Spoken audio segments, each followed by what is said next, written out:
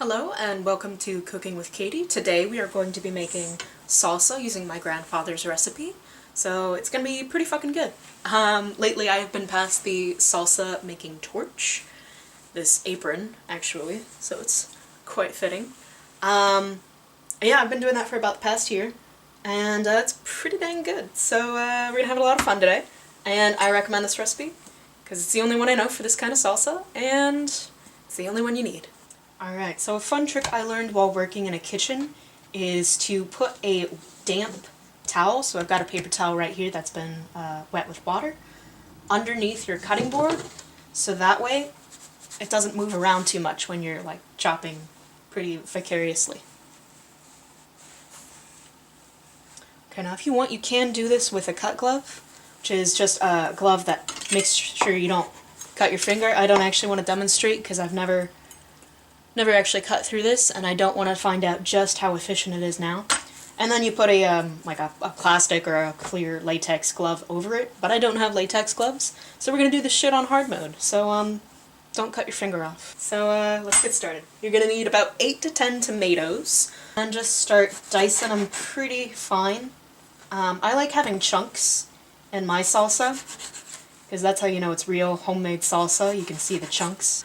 I like the kind off the vine instead of Roma because they have a lot more juice to them. And then you need about 3 to 4 jalapenos, firm and shiny. Don't get squishy jalapenos. You need 1 bunch of cilantro. You only need to use about like half of it to 3/4 of it, but to get the whole bunch because they don't really come in half bunches. And then get 1 white or yellow onion. It doesn't really matter if it's white or yellow, because I've been cooking for years and I don't know the difference. Okay, you know what? We have done enough chopping, so just get a blender. You also need minced garlic. And the trick with minced garlic is it's super hard, so what you're gonna do, you're just gonna buy a fucking jar.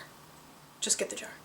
Alright, so once it's all blended, you're gonna add the spices. So you have salt, and a super secret blend of spices that is known only to the Cardenas family. So you're going to add a little bit of salt. And my family doesn't like to use actual measurements, so we pretty much just season to taste. And then here, you have this very metric measurement. Just dump it in. And now it's time for the garlic.